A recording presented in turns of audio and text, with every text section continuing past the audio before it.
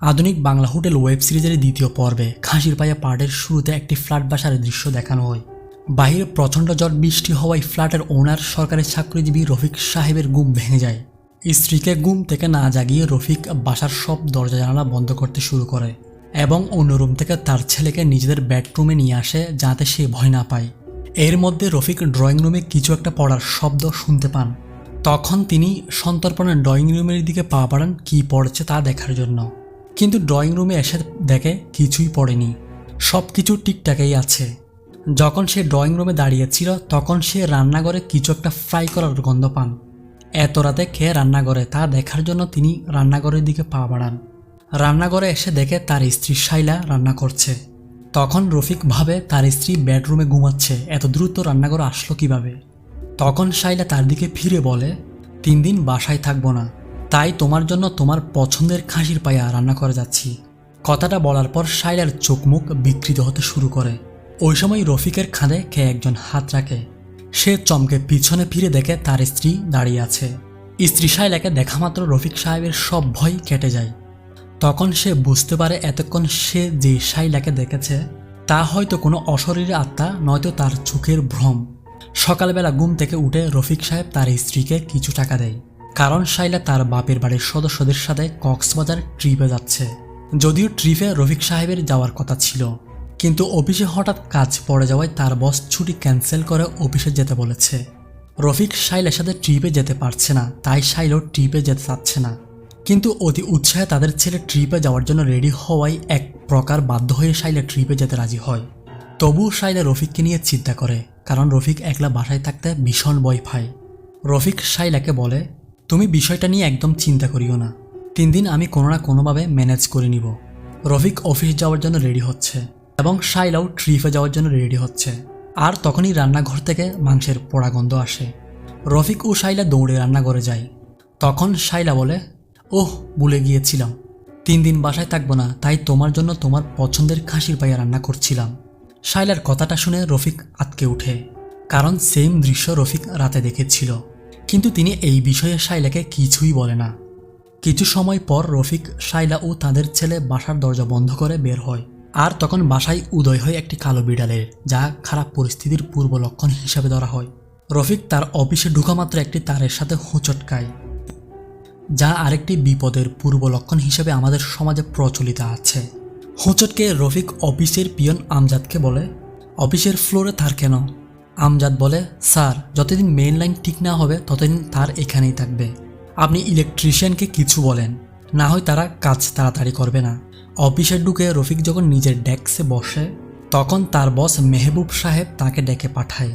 রফিক বসের রুমে ঢুকলে মেহবুব সাহেব রফিককে বলে, যা ভয় পেয়েছিলাম তাই হয়েছে, হেড অফিস তোমার সব কুকীর্তি ধরে ফেলেছে। আমি 3 দিনের সময় নিয়েছি, এর মধ্যে তুমি কিছু একটা বের করো। রফিক অনেক ভেবে বলে, এমন তো হওয়ার কথা না স্যার। যাই হোক স্যার, আমি কোন একটা পথ বের করে ফেলব, শুধু আপনি আমার পক্ষে থাকবেন। তখন মেহবুব সাহেব বলে, আচ্ছা ঠিক আছে, তুমি যে কোনো একটা পথ দ্রুত বের করো। রফিক নিজের কুকীর্তি ঢাকার জন্য উঠে পড়ে লেগে যায়। এর মধ্যে কখন রাত হয়ে গিয়েছে সে বুঝতেই পারে নাই। এক সময় ফিয়ন আমজাদ এসে বলে, স্যার আমার মেয়ে অসুস্থ, মেয়েকে নিয়ে ডাক্তারের কাছে যেতে হবে, আমি এখন যাই। রফিক বলে, আর 8 ঘন্টা থাকো, তারপর চলে যাইও।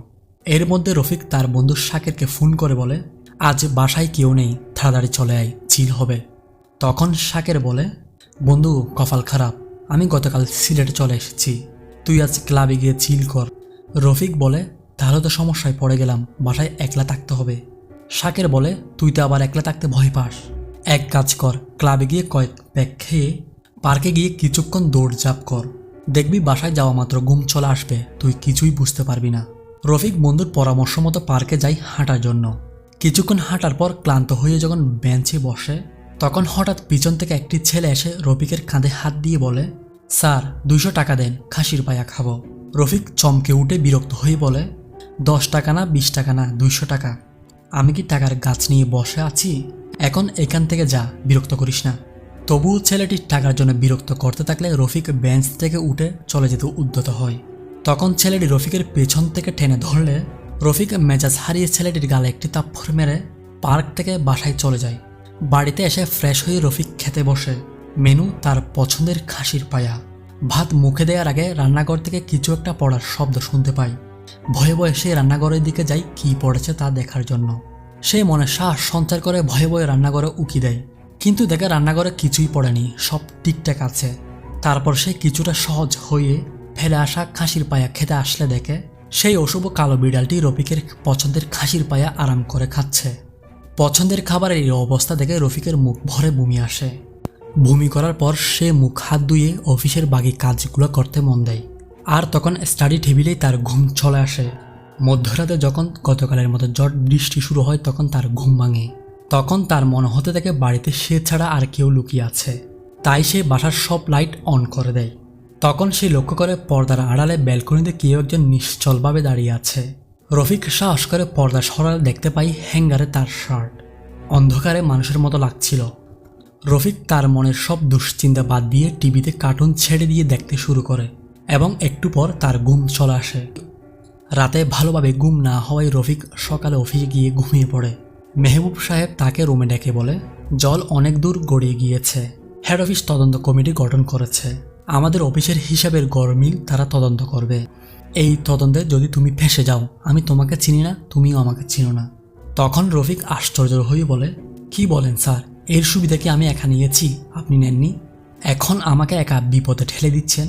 রফিক মেহবুবকে আশ্বস্ত করে বলে, স্যার আপনি ভয় পাবেন না, এই বিপদ থেকে উত্তরণের জন্য আমি একটা পথ অবশ্যই বের করব। আপনি শুধু আমার পক্ষে থাকবেন। মেহবুব সাহেবের এই ব্যবহারে রফিক ভিতরে উত্তেজিত হয়ে উঠেছিল, তাই তার প্রেশার বেড়ে যায়। ঘটনা বুঝতে পেরে আমজাদ এসে রফিককে এক গ্লাস তেঁতুল পানি দেয়। অফিসের কাজকর্ম সেরে রফিক একটি হোটেলে যায় রাতের ডিনার সারতে। ওয়েটার এসে রফিককে অনেক পদের তরকারির কথা বললেও সেই রুটি, সবজি ও একটি ডিম অমলেট অর্ডার করে। কিছুক্ষণ পর ওয়েটার রফিককে রুটি ও এক বাটি খাসির পায়া দিয়ে যায়। খাসির পায়া দেখে রফিকের পায়ের রক্ত মাথায় উঠে যায়। সে রাগান্বিত হয়ে সামনে থাকালে সেই ছেলেটিকে দেখতে পাই যাকে সে পার্কে থাপ্পড় মেরেছিল। সে রাগান্বিত স্বরে ওয়েটারকে ডাক দিয়ে জিজ্ঞেস করে তাকে কেন খাসির পায়া দেয়া হয়েছে। তখন ওয়েটার ভুল হয়েছে বলে খাসির পায়া নিয়ে গিয়ে সবজি ও ডিম অমলেট এনে দেয়। মেজাজ ঠান্ডা হলে রফিক ছেলেটি আছে কিনা তা দেখার জন্য বাইরে তাকায়। তখন দেখে ছেলেটি কোথাও উধাও হয়ে গিয়েছে। ভয় পেয়ে রফিক তাড়াতাড়ি বাসায় এসে ঘুমিয়ে পড়ে। ঘড়িতে রাত ৩টা। রফিক ঘুমের স্বপ্নের মধ্যে ছটপট করছিল।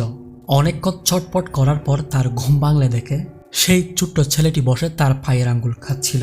তখন ছেলেটি রফিকের দিকে তাকিয়ে বলে, মাত্র ২০০ টাকা চেয়েছিলাম খাসির পায়া খাবো বলে, দিলেন না তো, এখন আপনার পা খাচ্ছি, মজাই লাগতেছে।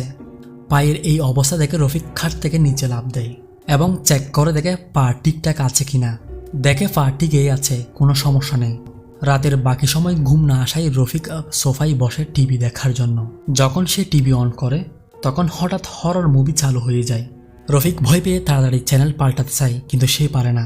তখন সে অনুভব করে সোফার নিচ থেকে তার পা কেউ ধরে আছে।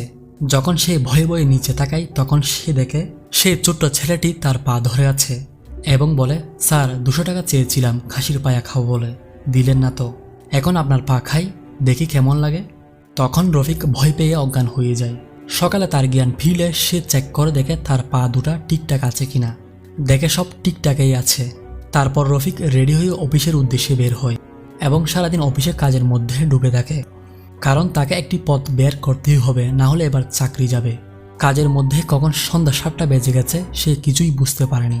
ফিয়ন আমজাদ এসে বলে, স্যার কিছু লাগবে, আজকেও আমার তাড়াতাড়ি বাসায় যেতে হবে, মেয়েকে ডাক্তারে দেখাতে হবে। তখন রফিক অবাক হয়ে ঘড়ির দিকে তাকিয়ে বলে, ৭টা বেজে গিয়েছে, এখনও আমার অনেক কাজ বাকি, তুমি অন্তত 10টা পর্যন্ত থাকো, বাহির থেকে আমার ডিনারটা এনে দিয়ে তারপর চলে যেও, আমি আজ অফিসে থাকব। তখন আমজাদ বাধ্য হয়ে রফিকের কথা মেনে নেয় এবং বাইরে যাই রফিকের জন্য ডিনার আনতে। আমজাদ বাইরে গিয়ে চা খেতে খেতে তার এক বন্ধুর সাথে গল্প করতে থাকে। আর এদিকে ঝড় বাতাস শুরু হওয়ায় অফিসের বিদ্যুৎ চলে যায়। বিদ্যুৎ চলে গেলে রফিক ভয় পেয়ে আমজাদকে ডাকতে শুরু করে, কিন্তু অফিসের কোথাও আমজাদের কোনো সাড়া শব্দ নেই। এর মধ্যে রফিক তার পিছনে কেউ এসে দাঁড়িয়ে আছে তা বুঝতে পারে।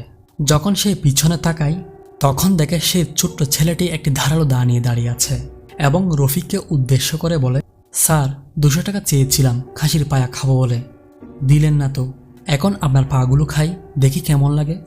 ছেলেটিকে দেখে রফিক পালা দিকে অফিসের ফ্লোরের সেই কারেন্টের তারের সাথে হোঁচট খেয়ে মাথায় টেবিলের কোণায় আঘাত লাগে। দীর্ঘক্ষণ প্রচুর রক্তক্ষরণ হয়ে রফিক একসময় মৃত্যুবরণ করে। এই ঘটনা 2-3 দিন পর গায়ক ও অভিনেতা জন কবির পার্কে দৌড়ঝাঁপ করে ক্লান্ত হয়ে বেঞ্চে বসলে সেই ছোট্ট ছেলেটি তার কাঁধে হাত রেখে 200 টাকা চায় খাসির পায়া খাওয়ার জন্য। আর সিরিজের দ্বিতীয় পর্বটি এখানেই সমাপ্ত হয়। শেষের সিন দিয়ে পরিচালক বোঝাতে চেয়েছে ছেলেটির মাধ্যমে রফিকের জীবনে যা যা হয়েছে সেগুলো জন কবিরের জীবনে শুরু হবে, আর শেষ পর্যন্ত অবধারিত মৃত্যু। ওয়েব সিরিজের এই পর্বটি আপনার কেমন লেগেছে কমেন্ট করে জানাবেন। আর নতুন নতুন ওয়েব সিরিজ ও মুভির এক্সপ্লেইন সবার আগে পেতে চাইলে চ্যানেলটা সাবস্ক্রাইব করে রাখুন। ধন্যবাদ।